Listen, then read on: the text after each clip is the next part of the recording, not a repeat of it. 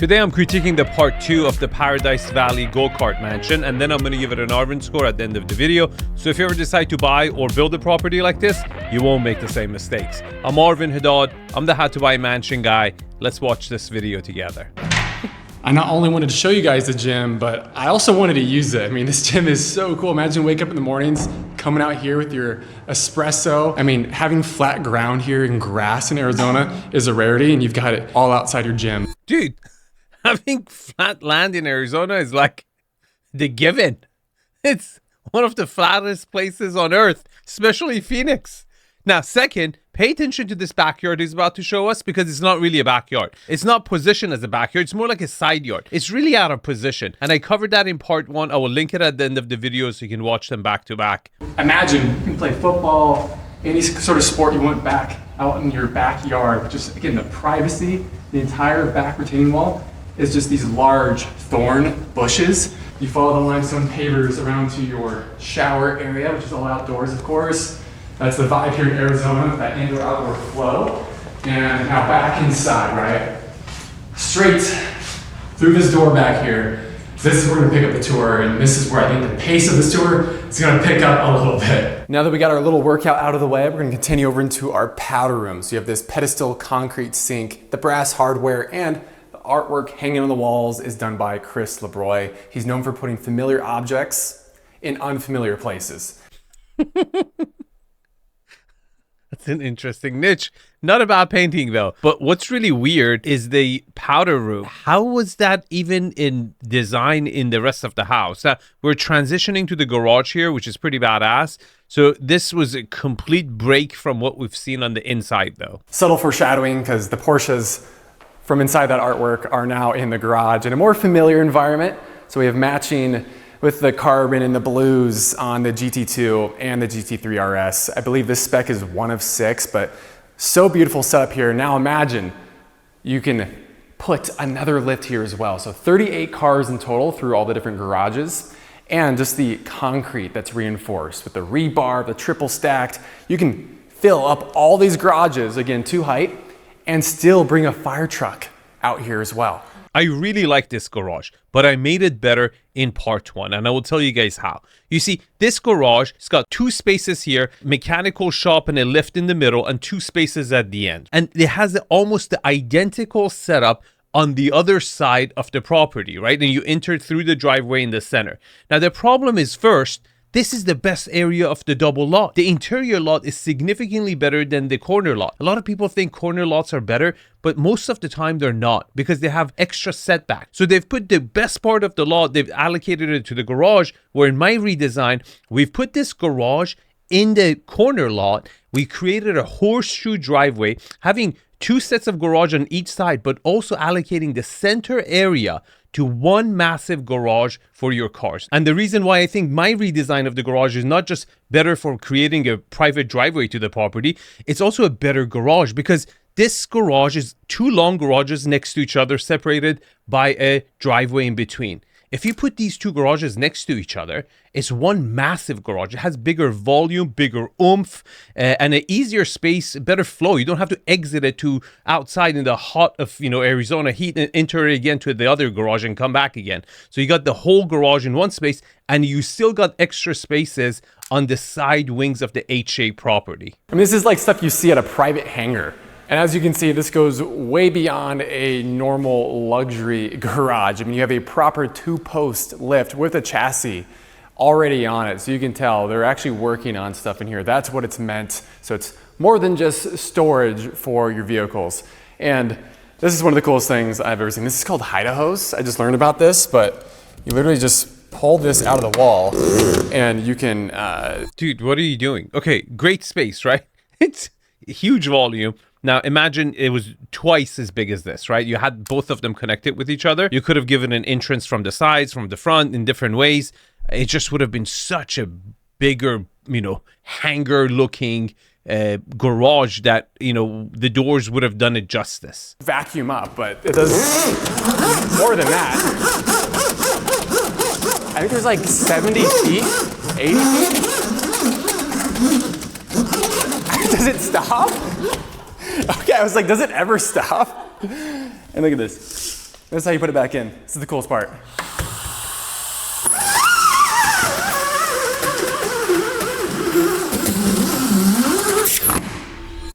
Just like your last endoscopy.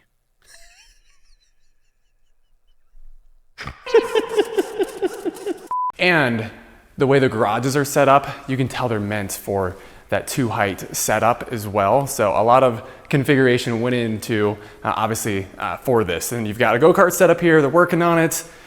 The tools, I mean, everything is set up in these drawers. What an amazing garage. I still think it would have been even much better having one big space than two across this, driveway from each other. So this actually leads you up to the office. Now up here, as you can see, the mood changes and shifts. You have this crystal Sputnik chandelier above, elevating the space. Leathers, again, those same kind of natural tones, but darkening and deepening just a bit. I mean, the weathered wall, backdropping the office. I mean, what a cool place to get work done, take calls. And this all opens up. So not only does it open up, but just like those doors we saw earlier, they disappear into the wall. This is actually really cool. A lot of really high-end garages have a lounge area where you get to hang out and, have a drink and discuss cars. Just outside of the, the mechanic shop and the actual car selection stuff, you have a lounge area to hang out in. And I see this more as that than an actual office, but nevertheless, you can do both in the same spot. So just so we're familiarized with the layout again, we're on the motor court. The gate access is over here, and then the courtyard to my right. So the other garage is straight ahead. So you've got direct access, left, right, and center. I'm pretty sure that's a game, right? Left, right, center?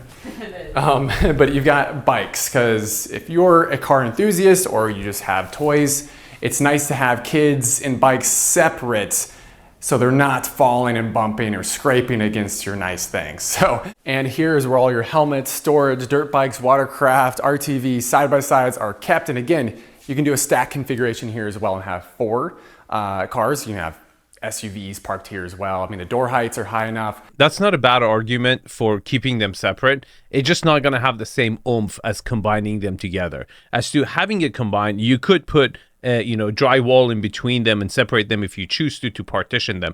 I think a more efficient design would have still been if this garage was centered to the corner lot, creating that, horseshoe driveway while getting the whole garage space and the basement we're going to see in about, a couple minutes from now, all done in one spot, one shot. So we're going to wrap around, and here you just get an even better view of these garage doors opening up. But we're going to go over here. You have these brick pavers below our feet. And again, that access point is just over here. You see, where he's standing right now is perhaps one of the best parts of the lot. And we've got pavers and driveways and low quality importance to the lot. As to me, this is like the juice of the lot, the double lot. And it's just the wrong approach for a $40 million property.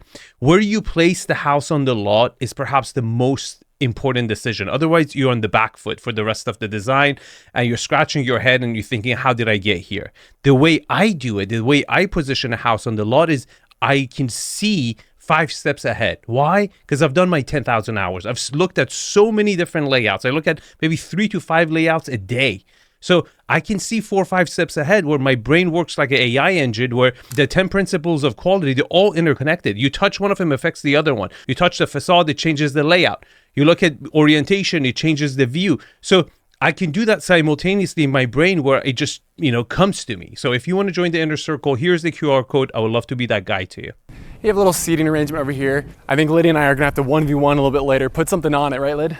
All right, I think we're gonna put coffee on it. Coffee, fair enough. And we have another rarity right here, which is a full RV setup. You have it all here at home, all the hookups right here. And then behind this door, again, this is kind of a full compound experience, right? So if you don't live here, maybe you're an in-law, right? Or you're just a guest, you can park right here, go right into your own private entrance. Again, that reset button, another trough from the 18th century from Italy right here. That is the garage right there, guys. I pointed that out earlier, but we're gonna go into the in-law suite. Did you see how much walking was involved to get here? And it was all wasted, like all walkways, driveways, pavers. As to my design, the guest house at the back had its own garage, which also could have been used for a gym if somebody wanted to. And it had the guest house, and it has the spa much closer to the primary bedroom instead of the spa we're gonna see in the basement over here. Both of these bedrooms are gonna be mirrored. So as you step in, we have another candelabra fixture, that limestone, just those rugged textures, but giving so much great warmth. And as we step in, you just feel these vaulted ceilings, the beam detail, once again, just subtle warmth, but very neutral tones throughout. The grass cloth chandelier hanging above, a little coffee nook with some flowers on the table. Again, we're in a garden. Ironically, the guest house is better positioned for the lot. Like, if I lived in this house, I would want to stay in the guest house.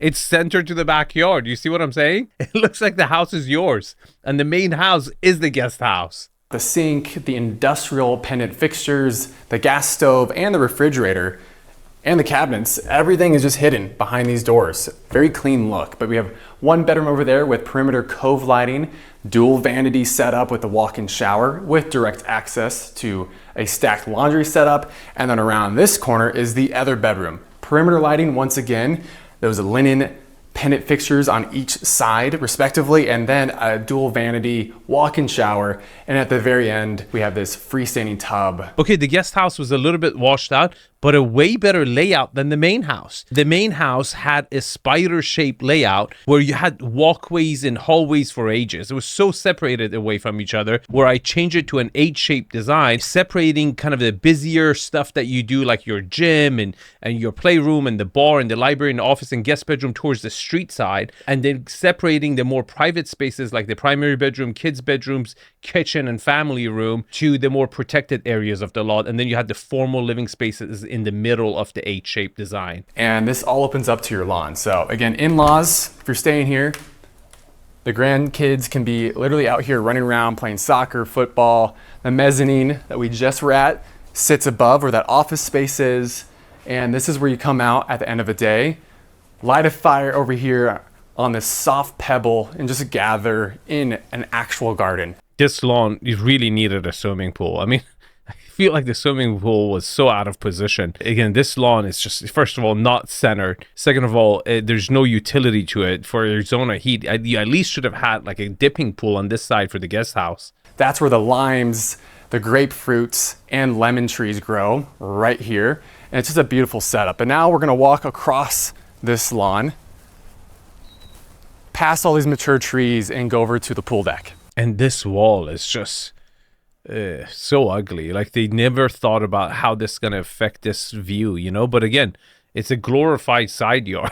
So yes, it doesn't matter. And also the extensive amount of security cameras. I mean, they literally have some that follow you around. So pretty cool, very private. Then you have orange trees on each side of your casita. So imagine waking up, grabbing a fresh orange, and then just sitting in the pool here. I mean, it sounds so nice. But like, actually, does it get better than that? Like, it really doesn't. No, fresh orange juice is the best. So you have a gas fireplace set, centering your kitchen. This is weird.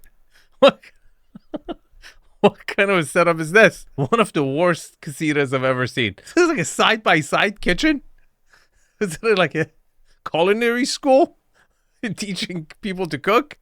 Horrible design. It should have been the game room. It's so crazy that, you know, they screwed up like this. Now we're gonna go over here because we've got more, guys.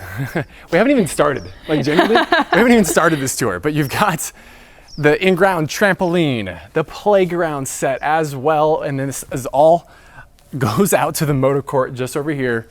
And check out this stonework here. There's just different minerals popping out here on this high top area where you have a bunch of seating and just the entertainment right here. You got the grill, you've got the sink set up, mini refrigerators, and a 60-inch long griddle. So steaks, pancakes in the morning, that's my vibe. And then the pizza oven right here, the whole stack. And again, more white oak on these vaulted ceilings. Speakers, I mean, the party continues from in to out. What party? There's no outdoor bar. How could you not have an outdoor bar? You have this 2-acre property and there's not a single area where you can serve drinks. Horrible design. I mean, what kind of pool parties are you throwing? This is really weak. And agave plants, once again, just the amount of landscaping, the olive trees that have just exploded here. And now we're gonna go back through the home. Here's where the tour, I feel, the pace is gonna pick up a bit as we head towards the bunker. Right here, you've got another bedroom again of 8. The bed frame, again, taking inspo from what we see out these windows, the garden, right? Above, vaulted once again, just warmly lighting this room. I like the fact that they have a guest bedroom on this wing, close to the, edge of the property, where they can go in and out of the property without coming to the, the rest of the property. It's good to have for when your guests are staying in long periods of time. I like that. And that's one of the benefits of a spider-shaped design, where at least each family in each corner gets a lot of privacy. Great for vacation homes, not so much for primary residences. Every bedroom has to have an ensuite here. Floor to ceiling, glass. It just feels like we're walking outside at the same time as we wrap around. This is where the pace picks up. This is what I was inferring. So first thing I noticed is this big blue couch contrasting with these yellow foam squares here in the foam pit. Okay, love the fact that they have a bonus room for the kids to play where they can have all the toys in one room and not make a mess, but it's so far away from the rest of the house again. The kids are just at outmost corners of the property where you won't even know if one of your kids cracked his head open. Right? Typically, when I'm designing, if the client wants, playroom for the kids, you have to either keep it close to nanny's room or the kitchen where the mom is or the dad is cooking from home, right? That's the area you got to put it. This is really, really far away. This goes out to the motor court, and now we're gonna go down to the bunker, and they've dug out 16 feet into the earth to make this. Just massive amounts of soil removed to make this bunker. And we're gonna head down and check it out. Now that we're beneath the surface of the home in the motor court, you'd expect the ceiling height to go with it and decrease, but we still have 10-foot tall ceilings, and all the way down this hallway is just lined with those white pendants with the house motto, die with memories, not dreams. Okay, I like the motto for the house, but I love the ceiling heights in the basement. This is where a lot of people get it wrong. If you want to sell your residential property at an emotional level, which you should inspire yourself to do so, right? I think the biggest arbitrage in real estate is in residential real estate. There's no Excel spreadsheets, price per square foot certainly don't apply in the ultra high end. And it's just all about emotions, right? And really, really good budgets. And where, most of the end clients who can afford a $40 million home, it's a much smaller portion of their net worth, meaning it's easier to swallow for them to purchase it. As to regular folks, middle class, maybe their, primary residence is, 50, 60, maybe sometimes 80% of their net worth. In the ultra high end, it's not like that. It's a way smaller percentage of their net worth.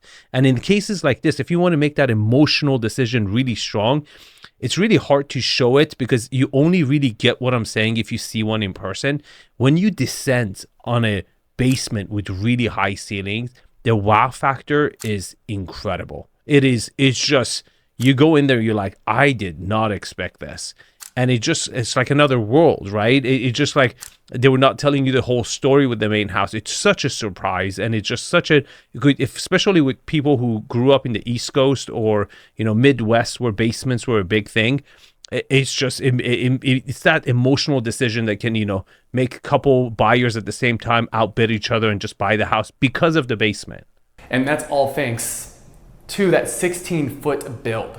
That's how we get these high ceilings, and the 13-foot high ceilings in the clearance out here in the indoor underground go-kart track. I mean, that sounds like a made-up sentence, but it's right here in front of us. We have 4 turns. Again, you can see that concrete. They've poured more concrete in the concrete, reinforced rebar, tripled everything to the highest level to obviously get what you're seeing. I mean, all the I-beams, just rows of it.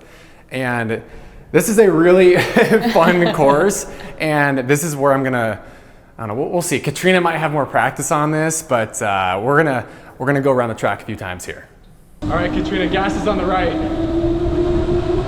Wait, what? I'm a slow driver.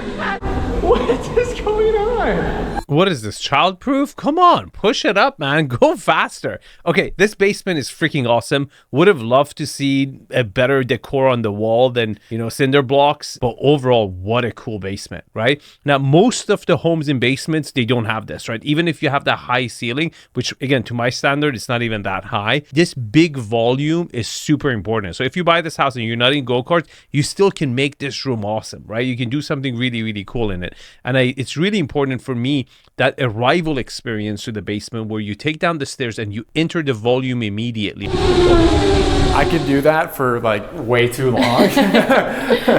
I mean, who doesn't love a go-kart track? I mean, especially one that's indoor. You can do it year-round here in Arizona. So now we're going to step over into the theater room. And they didn't want a traditional stadium-styled, separated leather-chaired movie theater. So they opted for this. You've got carpets beneath your feet, upholstered walls, and these giant blue lounge chairs, which mimics that blue that we saw in that kid's playroom. Horrible movie theater. This is a screening room, and this should have been upstairs. And in my redesign, I put the screening room next to the bar, one big volume on the busy side of the street, right, where you have more exposure to noise and everything. All together, this is horrible. I mean, why would you come down over here?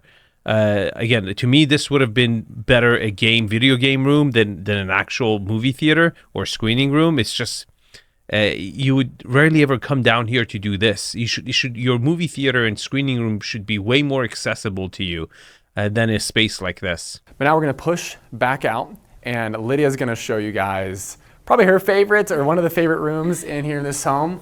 Okay, of course the ladies are going to enjoy the go-kart track, but we may be enjoying this a little bit more. To the salon and spa room. What? You put the spa right next to the go-kart? You got to be kidding me. This is ridiculous.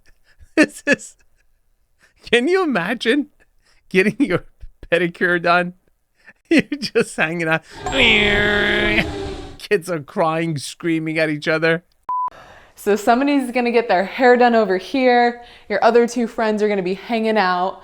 And then over here, pedicures, manicures, and look at this secret hidden drawer to put all your supplies, nail polish, everything you would need. And then you have the light well, letting in all that natural light. And then behind me, you can pocket these doors off and enjoy a nice massage. Yeah, that would give you enough privacy. You won't hear a thing. And it's in the sauna room. Horrible location. Again, I do not understand where they put these massage rooms in the basement. Forget about the noise from the, go-karts and kids running around and screaming. It just, I don't get why people think they need to go to a dungeon to get, a massage. It could be done in your house, maybe outdoors, maybe somewhere it's nature where you can hear the birds or some. To me, this is the last place I would want to get a massage. But now we're gonna show you the secret room, and we can't show you where it is.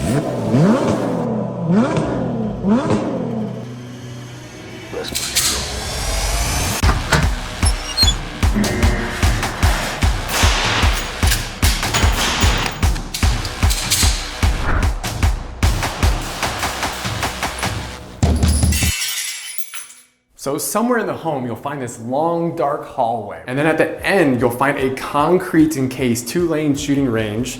I figured out where the shooting range is. Did you? I don't want to tell you guys because, they try to keep it secret and I understand why they would do that. But see if you can figure out where the shooting range is. I'm 90% sure where it is. Very high-tech system set up in here. And just off, another layer of privacy and security is the safe door. And in here, wild. What you might expect, but it's set up like a display room. So very cool. They let us share this with you guys. And now let's go tour the rest of the home. Now stepping over into the lounge area, this is that portion of the home that I mentioned earlier that has direct access to the back side where that mezzanine and office area is. That's kind of whereabout we are now. 14 foot in length here at this bar. Look at this. It just keeps going and going and going, all back to the smoky glass. It's really setting for the vibe, creating an ambiance and a warmth here. Are you telling me you had 30,000 square foot of living space, 2 acres of land, and this is where you have to party against a concrete wall? I don't get it. I don't see the reason why you would, want to party over here. as to you had this beautiful lot, you know, maybe by the casita, maybe outside, maybe a designated area away from the kids. I don't know. They gave it some utility. They had games over there so you could use it during the day. You're just not going to get the sun and the outdoor space. You got to really take it with the whole car experience. Okay, let's give it an Arvin score. But before I do that, if you want a third party, unbiased party in your transaction you're about to make, or a remodel or build, if you're a developer working on multiple projects, I just opened up Platinum Partners, specially made for developers, so you can see what other people in 20 different countries are doing, what trends are coming in the next 4 or 5 years, what's being built out, what are the best architects in the world are doing. I would love to be that guy to you and help you out in that process. Here's the QR code. I will fill it out. If we're a right fit, I would love to help you. Okay, location, ParadiseValley. I'm going to give it an 8.5. Perhaps the best area in all of Arizona. You can't really go wrong with it. It's as good as it gets. Lot quality. Look, you got 2 acres flat, but the dimensions are not perfect. It's a little too long. I'm going to give it a 9.5. Lot utilization. Look, I think I fixed a lot of the issues with this lot utilization for this property in my redesign, but as the house it is right now, you don't even freaking have a private driveway. Your guests have to park outside, but your side setbacks are good. Your backyard is small, but then you have a humongous side yard. I'm going to give it an 8. Privacy. Look, the interior of the lot is really, really private, but you're still a corner lot, and it's not the quietest corner in the world. I'm going to give it an 8. Lot orientation. It's south-facing. It's a 1-story. It's going to be lit. You're going to get a lot of natural light in this property. I'm going to give it a 10. Architectural style. I don't know what the hell this is. This looks just kind of like prefab homes attached through hallways to each other. They say Scandinavian design, but then the front facade is kind of like a pueblo maybe? I have no idea. It's completely made up, okay? It doesn't look horrible, but it doesn't have any architectural, you know, integrity or pedigree whatsoever. I'm going to give it a 5. Views. We got Mummy Mountain. And I can tell you, it's neither Mont Blanc or Matterhorn. I give it a 6. Layout, absolutely disastrous. You didn't have a formal living room. You had 4 rooms completely separated from each other. Your wow factor was decent, but not for how good the lot was. Hallways after hallways after hallways. I'm going to give it a 2.5. Scale and volume. Look, you never had that one grand room, but all the rooms were exceptionally proportioned. Even the basement had decent sized ceiling heights. I'm going to give it a 9.5. Finishes. To me, it was a little bit washed out, especially considering you were south facing and you had a lot of windows and a lot of exposures from every freaking angle. You could have gone a little darker and they just didn't do it. And it could have been a little bit more earthier, a little bit more warmer. It just wasn't that, and for that reason I have to give it a 7. Now here's the Arvin score, here's part 1, and here's the form for the inner circle or the Platinum Partners for developers. So if you're interested, apply now.